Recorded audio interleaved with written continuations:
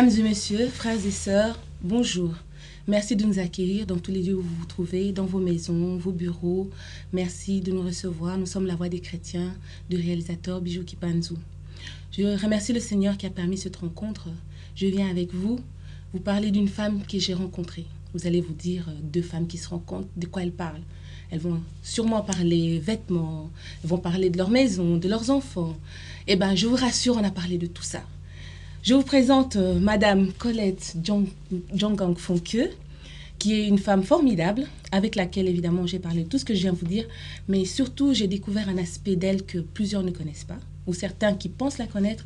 Aujourd'hui, nous allons parler de ça. Bonjour Madame. Bonjour Bibi. Je peux vous appeler Colette. Oui, pas de problème. Et moi, je peux vous appeler Bibi. Pas de souci. Merci. Nous sommes là pour ça. Voilà. Donc, Colette est une maman d'abord. Vous avez combien d'enfants? 3 enfants, 3 beaux garçons. Waouh. Donc, mère de garçons. Les mères de filles, vous êtes prévenues. Je suis la première en liste. Voilà. On va passer à autre chose un peu plus sérieux. Colette est médecin. Moi, je suis surprise, je vois une femme, elle est médecin et surtout, elle est ophtalmologue. Elle soigne énormément de personnes, elle est très occupée et en plus de ça, c'est une dame qui fait de la politique. Alors, je suis tombée des nues, j'ai dit, une femme qui fait de la politique, qui est médecin, qui est mère de famille, comment elle a pu concilier tout ça? Racontez-moi un peu, vous êtes venue du Cameroun, vous étiez médecin.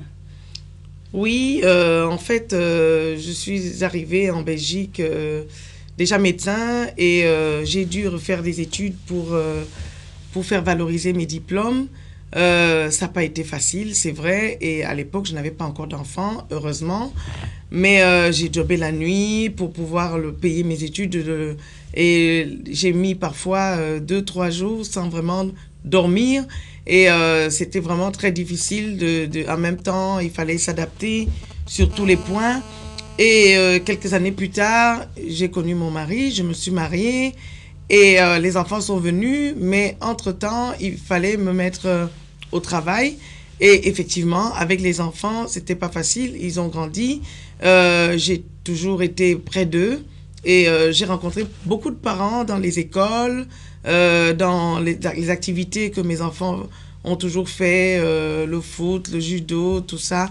J'ai rencontré beaucoup de parents, j'ai fait des connaissances. Ça m'a permis de mieux me sociabiliser, heureusement. Et j'ai commencé à m'attacher à ce pays. Et voilà, donc aujourd'hui, j'arrive à très bien concilier tout ce que je fais, puisque mon fils aîné a 22 ans, il m'apporte un soutien, et le dernier a 14 ans, mais c'est un enfant assez réfléchi et assez mûr. Et je pense que oui, j'arrive à bien les concilier. Merci. Donc, si je comprends bien dans tout ce que vous avez fait, vous êtes une personne vous êtes venu, vous étiez médecin, c'est quand même quelque chose d'important, c'est quelque chose de grand. Vous arrivez dans un pays qui ne vous reconnaît pas. C'est très frustrant pour une personne, surtout pour une femme, mais je vois que vous avez été au-delà de cette frustration.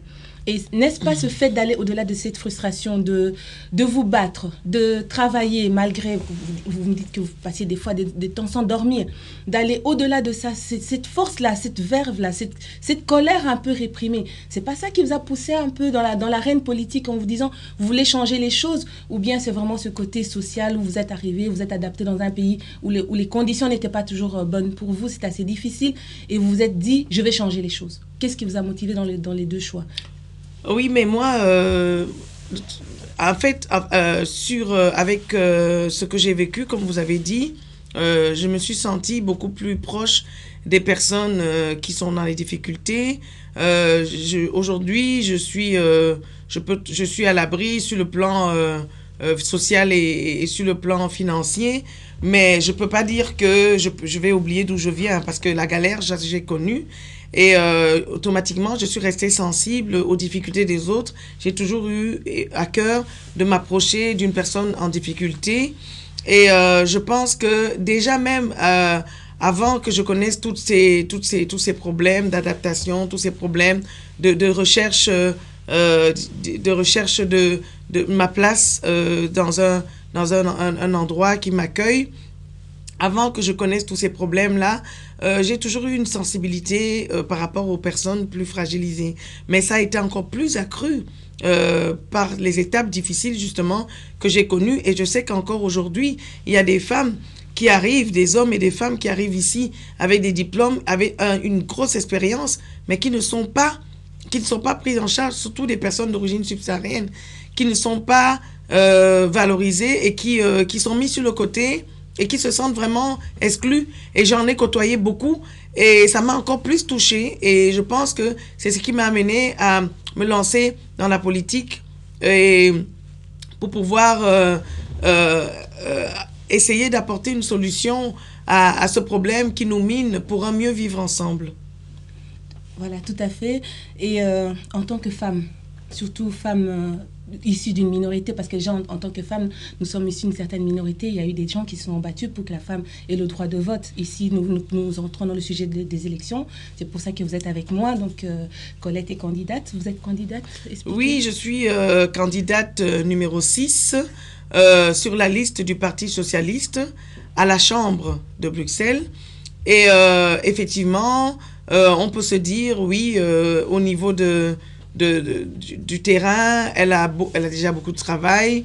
J'ai réalisé les espaces santé à Etterbeek. J'ai réalisé des journées multiculturelles maintenant qui sont devenues le quotidien et qui sont vraiment très appréciées par tout le monde, par des personnes de tous bords qui se rencontrent, qui arrivent à échanger sur le plan culturel et qui sont très fiers d'apporter leur culture les unes aux autres. Et j'ai réalisé aussi, je réalise tous les mois les expositions pour les artistes. Et ce sont des artistes qui viennent de toute origine et qui ne sont pas obligatoirement des artistes chevronnés, mais qu'on permet comme ça de montrer leurs possibilités. Ça peut être de la gravure, de la peinture, ça peut être de la sculpture, mais ces gens-là arrivent à montrer leurs capacités et justement ça redonne beaucoup de valeur aux personnes, à ce qu'elles font. Et je pense que à partir de là, je pourrais prendre cette expérience et la mener plus au niveau fédéral. À partir forte de cette expérience et forte de ces contacts, je pense que je pourrais apporter un peu plus de réalisme dans les projets et dans les projets de loi au niveau fédéral, et ce serait vraiment un complément important pour améliorer les choses à ce niveau-là. Ok, donc vous allez à la Chambre. Donc dans la Chambre, c'est le lieu où tout se décide. C'est le lieu où on donne le mot d'emploi du fonctionnement d'un pays. Donc en tant que personne d'origine subsaharienne et surtout d'origine étrangère, parce que les étrangers, il y en a beaucoup qui ont accepté ce pays, qui l'ont adopté, qui ont fait leur vie. Donc vous êtes un peu porte-parole de tous ces gens-là. Mais comme médecin, parce que là on a parlé de l'aspect culturel, comme médecin, vous continuez à exercer. Qu'est-ce que vous avez, qu'est-ce que votre parti, parce que vous êtes au Parti socialiste, oui. Dites-moi un peu, j'ai eu d'autres candidats qui m'ont dit, je vais prendre tel parti parce qu'ils sont au pouvoir, parce qu'on a plus facilement la parole donnée. Et vous, en tant que médecin, quels sont les aspects du Parti socialiste, quels sont les projets futurs du Parti socialiste qui vous ont, motivé en vous disant, moi je suis médecin, je vais arriver là en tant qu'ophtalmologue, qu'est-ce qu'on a prévu par rapport aux enfants, en tant que maman aussi, sur la santé des enfants, sur l'obésité, sur la scolarité. Un peu, si vous pouvez nous résumer un petit peu. Je peux d'abord dire que moi, la volonté citoyenne qui m'a amenée à militer au Parti socialiste est fondée sur des valeurs de solidarité, est fondée sur des valeurs d'échange, des valeurs de mieux vivre ensemble, et personne ne doit être laissé sur le côté.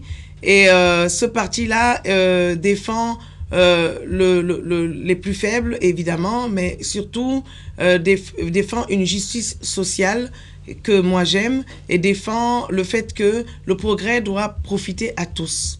Et ça, c'est pour ça que je me suis sentie proche de ce parti et j'ai adhéré à ses valeurs. Et pour moi, au niveau des familles, évidemment, la famille m'est très chère parce que les mamans, les papas, les enfants ont besoin de vivre ensemble dans une certaine harmonie, oui. Et pour cela, il faut que certaines conditions soient réunies. Donc, des conditions de base qui sont d'abord de pouvoir avoir de quoi manger, de quoi s'habiller, de quoi des écoles, des bonnes écoles. Et pour nos enfants et pour les parents même d'ailleurs, d'abord, si les enfants sont bien encadrés dans leurs écoles, les parents sont contents. Et ils pensent d'abord aux enfants, c'est vrai. Et s'il y a des crèches qui puissent bien recevoir les enfants, bien les encadrer, les parents sont contents. Et pour moi, au niveau fédéral, on ne s'occupe pas des crèches, mais on s'occupe surtout aussi de niveau éducatif. Et il faut savoir que il est important pour nos enfants d'avoir une bonne base parce que plus tard, ils sont mis en concurrence avec des enfants venant de partout. Donc, ils ont besoin d'être encadrés par un nombre d'enseignants de qualité et par des éducateurs proches de l'enfant, des éducateurs sensibles aux problèmes des enfants et en même temps des éducateurs qui acceptent la différence. Parce que les enfants issus de la diversité, on doit savoir que les autres enfants doivent savoir qu'il peut avoir des enfants différents d'eux dans l'école et accepter comme ça et accepter aussi les parents de ces enfants comme des acteurs économiques, comme des acteurs sociaux et politiques de ce pays, et ce qui permet un mieux vivre ensemble. Et point de vue santé, par exemple, au point de la nutrition. Oui, sur le plan de la nutrition, déjà au niveau de ma commune, dans les espaces santé, nous parlons de la nutrition saine, nous allons au-devant des jeunes et on leur explique la prévention de l'obésité parce que il a été prouvé statistiquement au niveau de l'OMS, ils ont sonné la sonnette d'alarme déjà il y a quelques années sur l'obésité chez les enfants, sur le diabète chez les enfants, le diabète de type 2 qu'on retrouvait plus souvent chez des personnes de plus de 40 ans et qu'on retrouve de plus en plus chez les enfants. Et ça, c'est quelque chose qui a permis de tirer vite la sonnette d'alarme. Et nous, dans les espaces santé, on explique aux enfants, on prend le poids, la taille, l'indice de masse corporelle. Donc, on essaie de leur expliquer, voilà, comment ils peuvent orienter leur volonté nutritionnelle, comment mieux vivre. On leur explique au niveau du sport, au niveau de leur prise en charge. Et ça fonctionne bien, on rigole bien et le message passe. Il y a une nutritionniste, parce que je ne suis pas nutritionniste, il y a un médecin nutritionniste qui est là dans les espaces santé et qui parle aux jeunes. Et je vous avoue que ça a un franc succès lors des fêtes de quartier. On a toujours une longue file dans les espaces santé. Et alors, à ce niveau-là, déjà la commune, je le fais. Et au niveau fédéral, on a prévu au Parti socialiste de faire d'accentuer aussi, de permettre d'accentuer cette campagne au niveau fédéral, un peu partout dans le pays. De relayer, oui, dans le pays. Et il y a la campagne SIDA au niveau fédéral qui est déjà mise en place par notre vice-première ministre Laurette Onkelinx, qui est très sensible aux problèmes des personnes précarisées. Donc la campagne SIDA permet d'informer les gens parce que bon, on a fait des campagnes dans le temps pour le sida et de plus en plus les gens ont eu tendance à banaliser la maladie parce que les gens disent qu'on n'en meurt plus et donc il y a eu une recrudescence et automatiquement l'OMS a de nouveau sonné la sonnette d'alarme et notre ministre a pris le flambeau et elle est allée sur le terrain pour relayer cette campagne et automatiquement moi aussi je me suis mise au travail, j'ai pris le train en marche et j'ai mis en place un grand réseau d'acteurs locaux de la santé autour de ce thème SIDA à Etterbeek et ce réseau-là fonctionne encore maintenant et vraiment ça donne des résultats beaucoup plus satisfaisants parce que ce sont des gens qui sont naturellement proches de la population et les acteurs de la santé, c'est pas seulement les médecins ou les infirmiers, c'est aussi même les éducateurs à l'école, c'est aussi des personnes qui sont simplement en contact avec une population plus grande et qui peut leur parler de façon simple. Oui, ok. Donc, votre souci en tant que, donc, je retiens en tant que médecin, en tant que maman, en tant que femme politique, vous voulez vraiment arriver à toucher une grosse partie de la population et vraiment même atteindre les couches qui d'habitude sont toujours un peu cachées ou ne s'intéressent pas beaucoup. Et maintenant, ma question, vous avez parlé de la santé. Hormis la santé, vous êtes quand même ophtalmologue. On a des gens qui se plaignent, ils ne savent pas acheter des lunettes. Il y a des gens, par exemple, toujours dans le cas de la médecine, qui sont à la maison, qui ont une personne qui est malade pour l'aider. Qu'est-ce que le Parti socialiste a prévu? Ah oui, merci de me poser cette question parce que ce problème a été soulevé et dans les propositions du programme du dans le programme du Parti socialiste, on retrouve la volonté de faire demander un remboursement, faire obtenir un remboursement des lunettes. Donc, complet ou partiel? Complète. Waouh. Jusqu'à quel âge? Les lunettes sont chères. Oui. Et pour plusieurs personnes, les lunettes sont chères. Et ici, aujourd'hui, les lunettes sont déjà remboursées chez les enfants de moins de 12 ans. Oui. Et pour certaines dioptries, en fonction de la myopie ou de l'hypermétropie, pour les dioptries de 8,5, les lunettes sont déjà remboursées. Oui. Et là, donc, maintenant, le Parti socialiste, oui, le Parti socialiste propose d'obtenir un remboursement total pour les lunettes chez les personnes, parce que les gens qui portent des lunettes optiques, elles n'ont pas demandé, elles ont besoin de voir. Oui, c'est comme une sorte de handicap, quoi. C'est comme une sorte d'handicap. Et il faut les aider. Il faut les aider en ce moment-là. Et aussi, au niveau des soins dentaires, le Parti socialiste propose de faire rembourser les soins dentaires et aussi la consultation chez les dentistes et les prothèses dentaires. Okay, donc, ça c'est aussi une proposition du Parti socialiste. Et je voudrais aussi vous dire, le clou de l'histoire, c'est que le Parti socialiste propose un statut pour les aidants proches. Wow. Vous savez qu'il y a des personnes qui sont lourdement handicapées ou malades et qui ont leur famille près d'elles.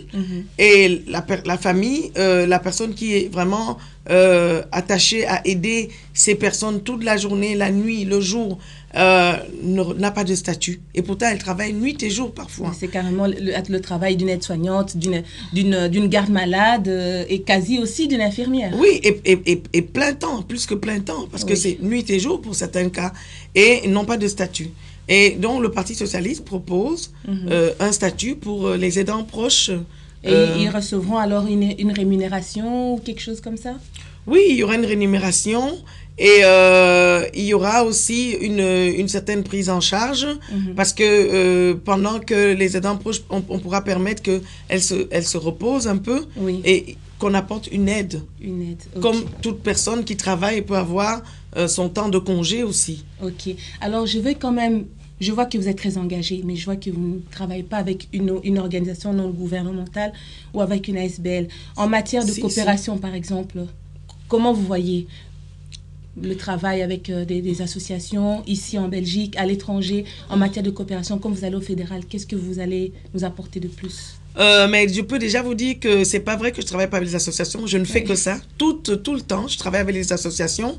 Je travaille avec beaucoup d'associations en tant qu'échevine de la culture.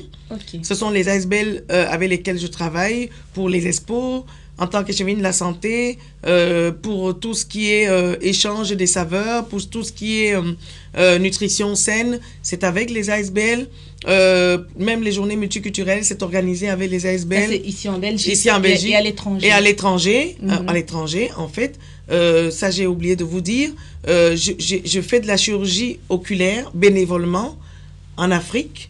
Maintenant, c'est vrai qu'avec mon travail, ces temps-ci, je n'ai plus su le faire. Mais je suis partante à chaque fois qu'il faut aller aider bénévolement en Afrique, faire de la chirurgie, parce que c'est ça que je sais faire, hein, opérer les yeux en Afrique, ça je suis partante. Et pour moi, je pense que je peux vous dire que notre ministre de la coopération, Monsieur Jean-Pascal Labi, est quelqu'un qui est très attaché à l'Afrique et qui, au niveau des ONG, a besoin, il insiste beaucoup plus sur le résultat parce que c'est vrai qu'il y a eu beaucoup d'argent il y a beaucoup d'argent qui est envoyé, mais les populations sur le terrain on a tendance à croire qu'elles ne reçoivent pas cet argent. Et donc, on a vraiment une réelle volonté au Parti socialiste de toucher les gens qui ont vraiment besoin de cet argent. Et notre ministre Jean-Pascal Labi s'y attelle. Et le Parti socialiste propose un dialogue de plus en plus important avec la diaspora et les ONG locales et même les ONG ici afin d'utiliser l'expertise de cette diaspora, afin de les avoir comme intermédiaires, comme acteurs importants, et parce qu'ils ont aussi la connaissance du terrain. Ok, donc ça c'est la vision, la nouvelle vision du Parti socialiste serait plutôt d'utiliser les gens qui sont au quotidien, qui sont confrontés aux difficultés, la diaspora, et qui sont là. Donc un appel à toutes les organisations, à toutes les ASBL ou AISBL, donc Association internationale sans but lucratif, ou carrément toutes les personnes qui sont vraiment sur le terrain à l'étranger, qui sont basées sur la Belgique, qui travaillent là, qui ont qui ont des rapports ou des contacts ou des consortiums, que sais-je. En tout cas, n'hésitez pas, le Parti socialiste a ses portes ouvertes pour vous. Ils sont prêts à vous écouter.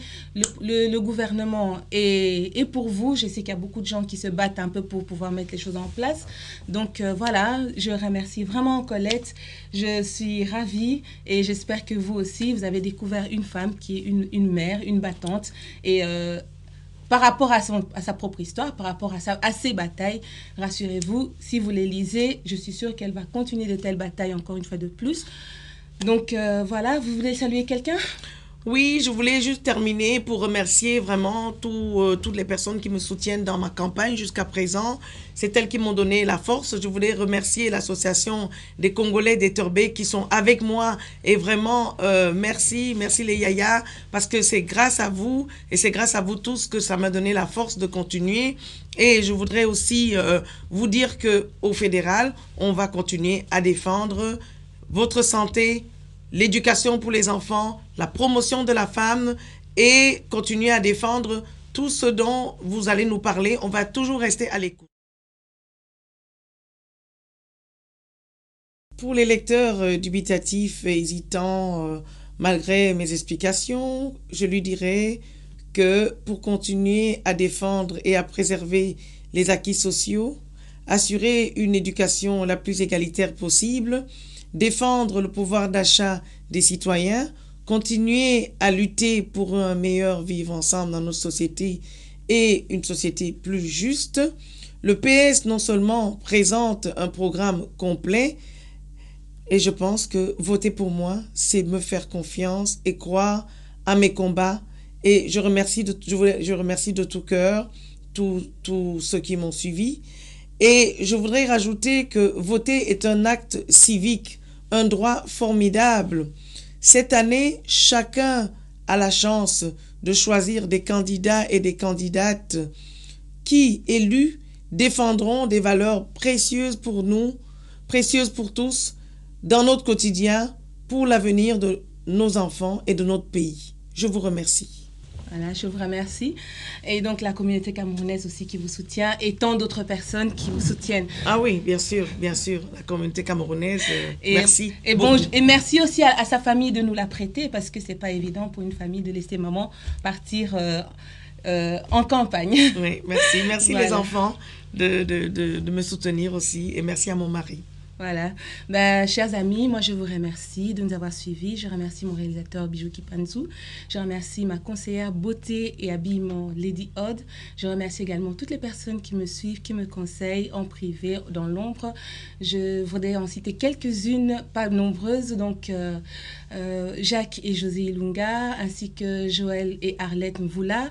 Et je voudrais vous rappeler que cette émission est la vôtre. Vous pouvez nous contacter pour pouvoir... si vous avez quelque chose à dire, venez au numéro 0477 65 67 78. Merci beaucoup, à bientôt. Numéro 6, au fédéral, Parti socialiste, liste 10. Merci.